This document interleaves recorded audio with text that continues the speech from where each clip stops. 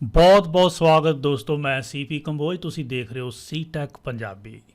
Part number 8 ਲੈ ਕੇ ਹਾਜ਼ਰ ਹੋਏ ਹਾਂ। ਤੁਹਾਨੂੰ ਪਤਾ ਹੈ ਕਿ ਪਾਰਟ ਨੰਬਰ 8 ਕਿਸ ਚੀਜ਼ ਦਾ ਹੈ? MCQ। ਬਿਲਕੁਲ ਦੋਸਤੋ, ਸਹੀ ਸਮਝਿਆ। ਕੰਪਿਊਟਰ ਨਾਲ ਸੰਬੰਧਿਤ ਇੰਪੋਰਟੈਂਟ ਕੁਐਸਚਨ ਆਨਸਰ ਜਿਹੜੇ ਕਿ ਤੁਹਾਡੇ ਪਟਵਾਰੀ ਤੇ ਹੋਰ ਜਿਹੜੇ ਇਮਤਿਹਾਨ ਨੇ ਉਹਨਾਂ ਦੀ ਤਿਆਰੀ ਦੇ ਲਈ ਜਿਹੜਾ ਅਸੀਂ ਸਿਲਸਿਲਾ ਸ਼ੁਰੂ ਕੀਤਾ ਹੈ, ਉਸ ਸਿਲਸਿਲੇ ਦੀ ਅੱਜ 8ਵੀਂ ਕੜੀ ਹੈ ਤੇ ਇਹਦੇ ਵਿੱਚ ਅਸੀਂ 10 ਸਵਾਲ ਡਿਸਕਸ ਕਰਾਂਗੇ, ਉਹਦੀ ਐਕਸਪਲੇਨੇਸ਼ਨ ਜਾਣਾਂਗੇ, ਜਿਸ ਦੀ ਮਦਦ ਨਾਲ ਅਸੀਂ 10 ਨਹੀਂ, 20 ਨਹੀਂ, 30 ਨਹੀਂ, 40 50 ਸਵਾਲ ਅਸੀਂ ਟੋਟਲ ਜਿਹੜੇ ਨੇ ਉਹ ਕਵਰ ਕਰਨੇ ਨੇ। ਸੋ ਲੈਂਦੇ ਹਾਂ ਪਹਿਲਾ ਸਵਾਲ। ਪਹਿਲਾ ਸਵਾਲ ਦੀ ਸਟੇਟਮੈਂਟ ਹੈ, by default the top margin in the word document is. So ਪਹਿਲੀ ਤਾਂ ਗੱਲ ਇਹ ਸਮਝ ਲਓ ਕਿ ਮਾਰਜਨ ਕੀ ਹੁੰਦਾ ਹੈ। ਜੇ ਇਹ ਪੇਜ ਹੈ ਸਾਡੇ ਕੋਲੇ ਤਾਂ ਪੇਜ ਨੂੰ ਬਿਲਕੁਲ ਕਿਨਾਰੇ ਤੋਂ ਕਿਨਾਰੇ ਤੱਕ ਪ੍ਰਿੰਟ ਨਹੀਂ ਕੀਤਾ ਜਾਂਦਾ, ਉਸ ਨੂੰ ਅੰਦਰ ਅੰਦਰ ਇੱਕ ਹਾਸ਼ੀਆ ਰੱਖ ਕੇ, ਮਾਰਜਨ ਰੱਖ ਕੇ ਪ੍ਰਿੰਟ ਕੀਤਾ ਜਾਂਦਾ ਹੈ। ਜਿਵੇਂ ਤੁਸੀਂ ਕਾਪੀ ਦੇ ਉੱਤੇ ਲਿਖਣ ਲੱਗਾ ਹਾਸ਼ੀਆ ਛੱਡ ਦਿੰਦੇ ਹੋ। ਸੋ ਸਵਾਲ ਇਹ ਹੈ ਕਿ ਬਾਏ ਡਿਫਾਲਟ ਮਾਈਕਰੋਸਾਫਟ ਵਰਡ ਦੇ ਵਿੱਚ ਯਾਦ ਰੱਖਣਾ 1 ਇੰਚ ਦਾ ਮਾਰਜਨ ਟੌਪ ਦੇ ਉੱਤੇ ਹੁੰਦਾ ਹੈ, 1 ਇੰਚ ਦਾ ਖੱਬੇ ਹੱਥ, 1 ਦਾ ਸੱਜੇ ਹੱਥ ਔਰ 1 ਇੰਚ ਦਾ ਹੀ ਸਾਡੇ ਕੋਲ ਖੱਬੇ ਹੱਥ ਹੁੰਦਾ। ਮਤਲਬ ਕਿ ਟੌਪ, ਬਾਟਮ, ਲੈਫਟ, ਰਾਈਟ ਚਾਰੋਂ ਪਾਸੇ 1 ਇੰਚ ਦਾ ਮਾਰਜਨ ਜਿਹੜਾ ਹੈ ਉਹ ਛੱਡਿਆ ਜਾਂਦਾ ਹੈ। ਸੋ ਇੱਥੇ ਵੀ ਬਾਏ ਡਿਫਾਲਟ ਟੌਪ ਮਾਰਜਨ ਜਿਹੜਾ ਹੈ ਉਹ 1 ਇੰਚ ਹੈ। ਸੋ ਨਾ 2, ਨਾ 1.5 ਤੇ ਨਾ ਹੀ ਅੱਧਾ ਇੰਚ ਹੈ। ਸੋ ਸਹੀ ਆਪਸ਼ਨ ਸਾਡੇ ਕੋਲ 1 ਇੰਚ ਹੈ, ਯਾਦ ਰੱਖਣਾ। ਸਵਾਲ ਨੰਬਰ 2 ਹੈ, who is the father of the modern computer. ਦੋਸਤੋ ਇਹ ਸਵਾਲ ਪਹਿਲਾਂ ਵੀ ਇੱਕ MCQ ਦੇ ਵਿੱਚ ਅਸੀਂ ਕਵਰ ਕੀਤਾ ਸੀ, ਪਰ ਇਸ ਸਵਾਲ ਦਾ ਸ਼ਾਇਦ ਤੁਹਾਨੂੰ ਅਰਥ ਸਹੀ ਸਮਝ ਨਹੀਂ ਲੱਗਿਆ। ਇਹਦਾ ਅਰਥ ਹੈ ਕਿਹੜਾ ਵਿਅਕਤੀ ਕੰਪਿਊਟਰ ਜਿਹੜਾ ਹੈ, ਜਿਹੜਾ ਮਾਡਰਨ ਕੰਪਿਊਟਰ ਹੈ, ਆਧੁਨਿਕ ਕੰਪਿਊਟਰ ਹੈ, ਉਹਦਾ ਪਿਤਾਮਾ ਹੈ। ਸੋ ਬਹੁਤ ਸਾਰੇ ਵਿਦਿਆਰਥੀਆਂ ਨੇ ਮੇਰੇ ਤੋਂ ਪੁੱਛਿਆ ਕਿ ਐਲਨ ਟਿਊਰਿੰਗ ਜਿਹੜਾ ਹੈ ਉਹ ਫਾਦਰ ਹੈ ਜਾਂ ਚਾਰਲਸ ਬਾਬਜ ਹੈ। ਸੋ ਇਸ ਸਵਾਲ ਤੋਂ ਅਸੀਂ ਸਪਸ਼ਟ ਕਰਾਂਗੇ ਕਿ ਦੋਨਾਂ ਦੇ ਵਿੱਚੋਂ ਕੌਣ ਜਿਹੜਾ ਰੀਅਲ ਫਾਦਰ ਹੈ ਮਾਡਰਨ ਕੰਪਿਊਟਰ ਦਾ। ਸੋ ਉਹਦੇ ਲਈ ਕਰੈਕਟ ਆਨਸਰ ਹੈ ਚਾਰਲਸ ਬਾਬਜ, ਕਿਉਂਕਿ ਚਾਰਲਸ ਬਾਬਜ ਨੇ ਮਾਡਰਨ ਕੰਪਿਊਟਰ ਦਾ ਕਨਸੈਪਟ ਦਿੱਤਾ ਸੀ। ਖੁਦ 2 ਕੰਪਿਊਟਰ ਉਹਨੇ ਬਣਾਏ ਸੀ, ਐਨਾਲਿਟੀਕਲ ਇੰਜਨ ਤੇ ਡਿਫਰੈਂਸ ਇੰਜਨ। ਪਰ ਐਲਨ ਟਿਊਰਿੰਗ ਜਿਹੜਾ ਨਾਮ ਹੈ ਇਹ ਅਕਸਰ ਵਿਦਿਆਰਥੀ ਯਾਦ ਕਰੀ ਫਿਰਦੇ ਨੇ। ਇਹ ਗਲਤ ਹੈ, ਇਸ ਸਵਾਲ ਦਾ ਜਵਾਬ ਨਹੀਂ ਹੈ। ਐਲਨ ਟਿਊਰਿੰਗ ਜਿਹੜਾ ਵਿਅਕਤੀ ਸੀ ਉਸ ਨੇ ਕੰਪਿਊਟਰ ਦੀ ਥਿਊਰੀ ਘੜੀ ਸੀ ਸਭ ਤੋਂ ਪਹਿਲਾਂ। ਖਾਸ ਤੌਰ 'ਤੇ ਇੱਕ ਆਰਟੀਫਿਸ਼ੀਅਲ ਇੰਟੈਲੀਜੈਂਸ ਦੇ ਵਿੱਚ ਟਰਮ ਆਉਂਦੀ ਹੈ ਫਾਈਨਾਈਟ ਸਟੇਟ ਮਸ਼ੀਨ। ਸੋ ਇਹ ਮਸ਼ੀਨ ਇਸ ਵਿਅਕਤੀ ਨੇ ਬਣਾਈ ਸੀ, ਪਰ ਕੰਪਿਊਟਰ ਨਹੀਂ ਬਣਾਇਆ ਸੀ। ਇਸੇ ਤਰ੍ਹਾਂ ਅਗਲੀ ਆਪਸ਼ਨ ਵੀ ਦੇਖ ਲੈਂਦੇ ਹਾਂ, ਜੋਹਨ ਨੇਪੀਅਰ। ਇਸ ਨੇ ਵੀ ਇੱਕ ਕੰਪਿਊਟਰ ਬਣਾਇਆ ਸੀ ਜਿਸ ਦਾ ਨਾਮ ਸੀਗਾ ਨੇਪੀਅਰ ਰੌਡਸ। ਯਾਨੀ ਕਿ ਇਹਦੇ ਵਿੱਚ ਅਲੱਗ-ਅਲੱਗ ਰੌਡਸ ਦੀ ਵਰਤੋਂ ਕਰਕੇ ਕੰਪਿਊਟਰ ਕੈਲਕੂਲੇਸ਼ਨ ਕਰਦਾ ਸੀ, ਗਣਨਾ ਕਰਦਾ ਸੀ। ਯਾਦ ਰੱਖਣਾ Charles Babbage is the father of modern computer. ਸਵਾਲ ਨੰਬਰ 3 ਹੈ, which generation of computers use transistor. ਤੁਹਾਨੂੰ ਪਤਾ ਹੈ ਕਿ ਕੰਪਿਊਟਰ ਜਦੋਂ ਤੋਂ ਬਣਿਆ ਉਦੋਂ ਤੋਂ ਹੀ ਇੰਨਾ ਸਲਿਮ ਟ੍ਰਿਮ ਨਹੀਂ ਸੀਗਾ, ਫਾਸਟ ਨਹੀਂ ਸੀਗਾ। ਸ਼ੁਰੂ ਦੇ ਵਿੱਚ ਕੰਪਿਊਟਰ ਦੇ ਵਿੱਚ ਬਹੁਤ ਵੱਡੀਆਂ ਟਿਊਬਸ ਜਿਹੜੀਆਂ ਸੀ ਉਹ ਵਰਤੀਆਂ ਜਾਂਦੀਆਂ ਸੀਗੀਆਂ, ਜਿਨ੍ਹਾਂ ਨੂੰ ਅਸੀਂ ਵੈਕਿਊਮ ਟਿਊਬਾਂ ਕਹਿੰਦੇ ਹਾਂ।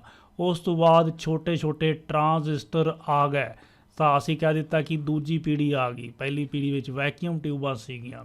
ਤੀਜੀ ਪੀੜ੍ਹੀ ਦੇ ਵਿੱਚ ਕੁਝ ਹਜ਼ਾਰ ਟਰਾਂਜ਼ਿਸਟਰਸ ਨੂੰ ਇਕੱਠਾ ਕਰਕੇ ਇੱਕ IC ਦੇ ਵਿੱਚ ਲਗਾ ਦਿੱਤਾ, ਇੰਟੀਗ੍ਰੇਟਿਡ ਚਿਪ ਦੇ ਵਿੱਚ ਲਗਾ ਦਿੱਤਾ ਹੈ। ਥਰਡ ਸਾਡੇ ਕੋਲ ਸ਼੍ਰੇਣੀ ਸੀਗੀ, ਥਰਡ ਜਨਰੇਸ਼ਨ ਸੀਗੀ। ਅੱਗੇ ਜਦੋਂ ਕੁਝ ICs ਨੂੰ ਇੱਕ ਚਿਪ ਦੇ ਵਿੱਚ ਫਿੱਟ ਕਰ ਦਿੱਤਾ ਗਿਆ, ਚਿਪ ਦੇ ਵਿੱਚ, ਤਾਂ ਯਾਨੀ ਕਿ ਇੱਕ ਵੱਡੀ ਚਿਪ ਬਣਾ ਦਿੱਤੀ ਗਈ ਜਿਹਨੂੰ ਮਾਈਕਰੋ ਪ੍ਰੋਸੈਸਰ ਕਹਿੰਦੇ ਆ। ਤਾਂ ਅਸੀਂ ਕਹਿ ਦਿੱਤਾ ਕਿ ਚੌਥੀ ਜਨਰੇਸ਼ਨ ਆ ਗਈ।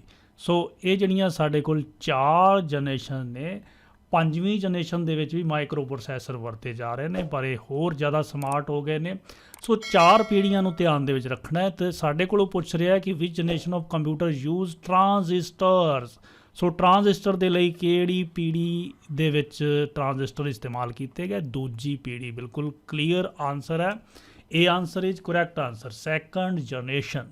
ਸੋ ਬਾਕੀ ਜਨਰੇਸ਼ਨਸ ਬਾਰੇ ਵੀ ਜਾਣਕਾਰੀ ਯਾਦ ਰੱਖ ਲੈਣੀ ਹੈ। ਦੋਸਤੋ ਚੌਥਾ ਸਵਾਲ ਹੈ recording of CD DVD is card. ਇਹ ਸਵਾਲ ਬਹੁਤ ਵਾਰੀ ਆਇਆ, ਆ ਵੀ ਸਕਦਾ ਹੈ।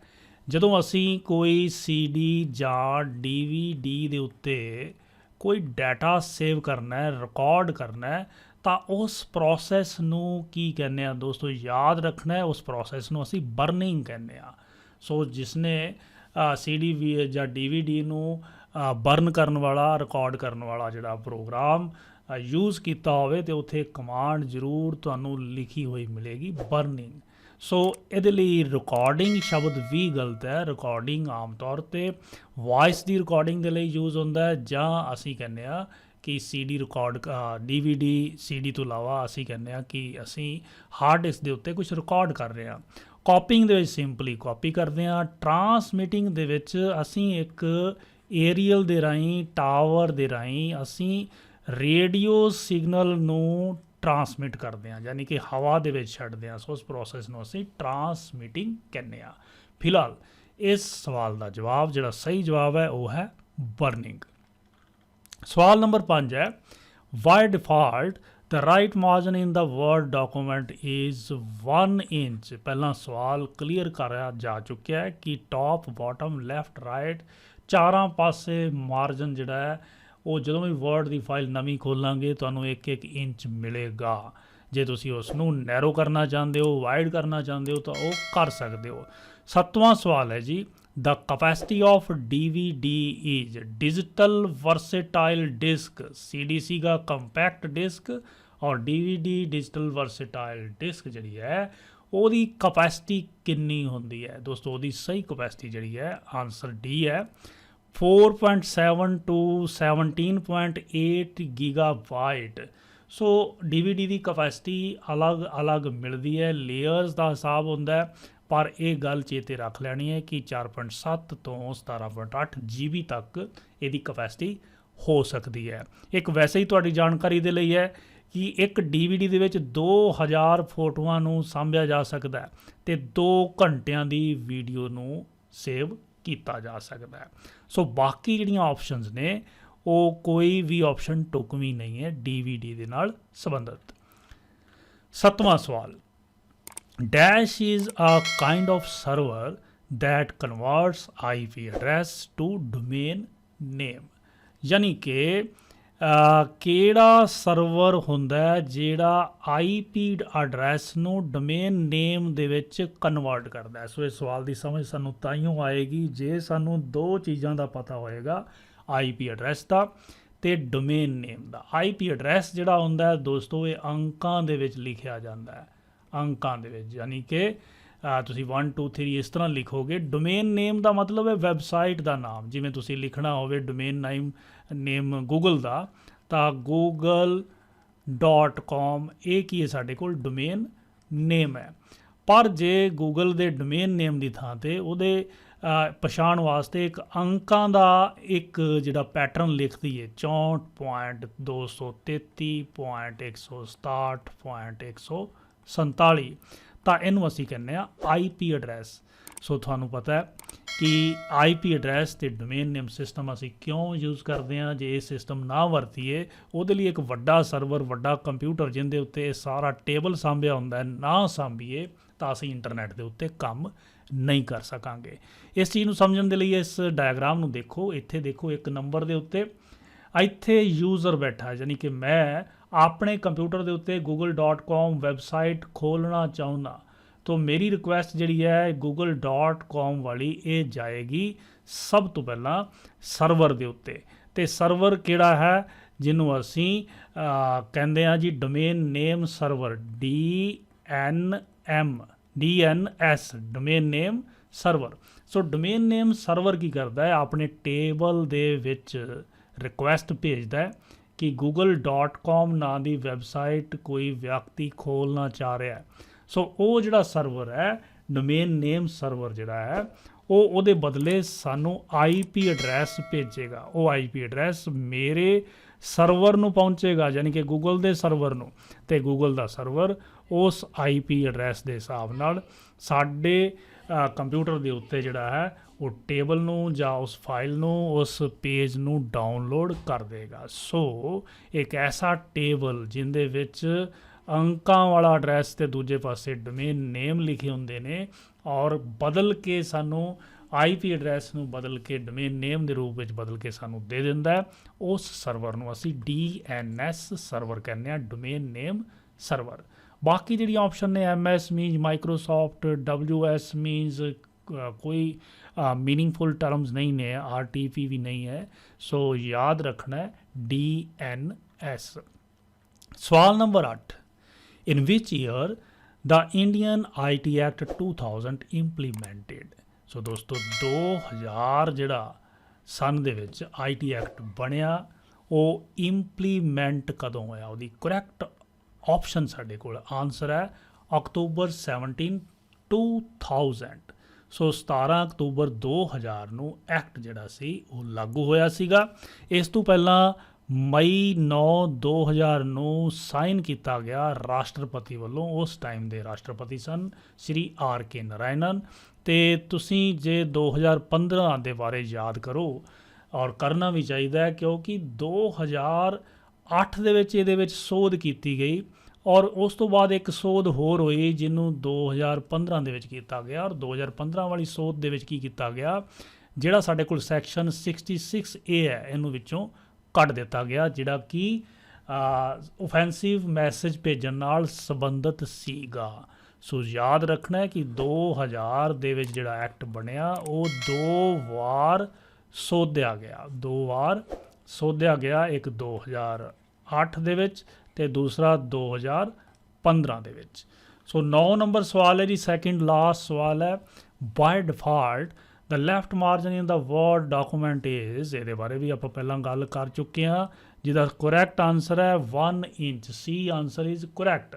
ਸੋ ਇਹ ਮੈਂ ਵਾਰ-ਵਾਰ ਤਾਂ ਦੇ ਰਿਹਾ ਕਿਉਂਕਿ ਇਹਦੇ ਬਾਰੇ ਕਾਫੀ ਸਵਾਲ ਵਾਰ-ਵਾਰ ਪੁੱਛੇ ਜਾ ਚੁੱਕੇ ਨੇ ਅਤੇ ਤੁਸੀਂ ਇਹਨਾਂ ਦਾ ਧਿਆਨ ਰੱਖਣਾ। ਲਓ ਪਹੁੰਚਦੇ ਹਾਂ ਅਸੀਂ ਅਖੀਰਲੇ ਸਵਾਲ ਵੱਲ। ਅੱਜ ਦੀ ਇਸ ਕਿਸ਼ਤ ਦਾ ਆਖਰੀ ਸਵਾਲ ਹੈ, what is the binary equivalent of decimal number 43।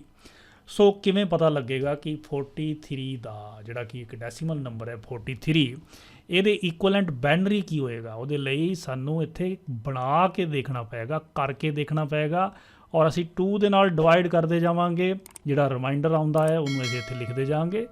ਸੋ ਸਾਡੇ ਕੋਲ ਇੱਥੇ ਆ ਗਿਆ 21 ਦੂਣਾ 42, ਇੱਕ ਬਚ ਗਿਆ ਕੈਰੀ, ਫਿਰ 2 ਤੇ 10 ਦੂਣਾ 20, 21 ਦੇ ਵਿੱਚੋਂ 20 ਗਏ ਇੱਕ, ਫਿਰ 2 ਤੇ ਗਿਆ ਡਿਵਾਈਡ ਕੀਤਾ, 5 ਦੂਣੀ 10 ਔਰ ਸਾਡੇ ਕੋਲ ਜਿਹੜਾ ਰਿਮਾਈਂਡਰ ਬਚਿਆ ਹੈ ਉਹ 0 ਬਚਿਆ ਹੈ।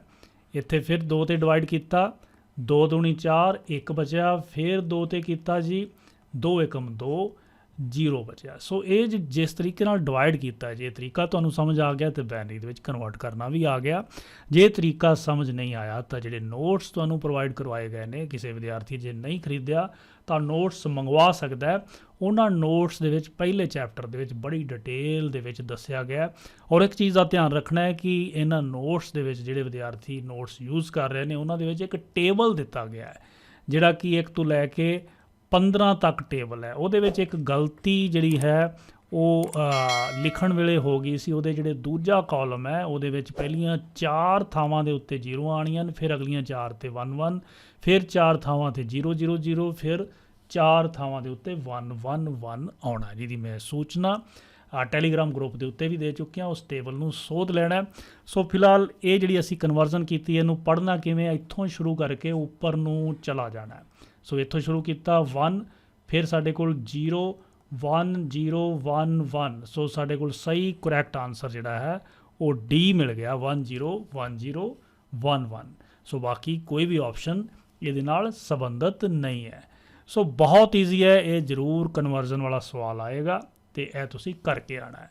ਲਓ ਜੀ, ਸਮਾਂ ਹੋ ਰਿਹਾ ਹੈ ਤੁਹਾਡੇ ਕੋਲ ਸਵਾਲ ਪੁੱਛਣ ਦਾ ਅਤੇ ਅੱਜ ਦਾ ਸਵਾਲ ਹੈ, IC ਕੰਪਿਊਟਰ ਦੀ ਕਿਹੜੀ ਜਨਰੇਸ਼ਨ ਵਿੱਚ ਵਰਤੇ ਗਏ? ਅਸੀਂ ਕੰਪਿਊਟਰ ਦੀਆਂ ਅਲੱਗ-ਅਲੱਗ ਪੀੜ੍ਹੀਆਂ ਜਨਰੇਸ਼ਨਸ ਪੜ੍ਹੀਆਂ ਨੇ, ਉਹਨਾਂ ਦੇ ਵਿੱਚੋਂ IC ਯਾਨੀ ਕਿ ਇੰਟੀਗ੍ਰੇਟਿਡ ਸਰਕਟ ਕਿਹੜੀ ਜਨਰੇਸ਼ਨ ਦੇ ਵਿੱਚ ਵਰਤੇ ਗਏ? ਪਹਿਲੀ, ਦੂਜੀ, ਤੀਜੀ, ਚੌਥੀ? ਜਵਾਬ ਆਪਣਾ ਕਮੈਂਟ ਬਾਕਸ ਦੇ ਵਿੱਚ ਦੇਣਾ।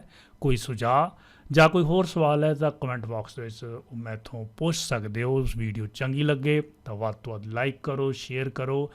ਜੇ ਚੈਨਲ ਦੇ ਉੱਤੇ ਤੁਸੀਂ ਨਵੇਂ ਹੋ ਤਾਂ ਚੈਨਲ ਨੂੰ ਸਬਸਕ੍ਰਾਈਬ ਕਰੋ ਅਤੇ ਘੰਟੀ ਦਾ ਨਿਸ਼ਾਨ ਜਿਹੜਾ ਘੰਟੀ ਦਾ ਬਟਨ ਹੈ ਉਸ ਨੂੰ ਦਬਣਾ ਨਹੀਂ ਭੁੱਲਣਾ, ਤਾਂ ਜੋ ਹਰੇਕ ਵੀਡੀਓ ਦਾ ਨੋਟੀਫਿਕੇਸ਼ਨ ਤੁਹਾਡੇ ਤੱਕ ਸਭ ਤੋਂ ਪਹਿਲਾਂ ਪਹੁੰਚ ਸਕੇ। ਸੋ ਅਗਲੇ ਵੀਡੀਓ ਤੱਕ ਦਿਓ ਇਜਾਜ਼ਤ। ਨਮਸਕਾਰ।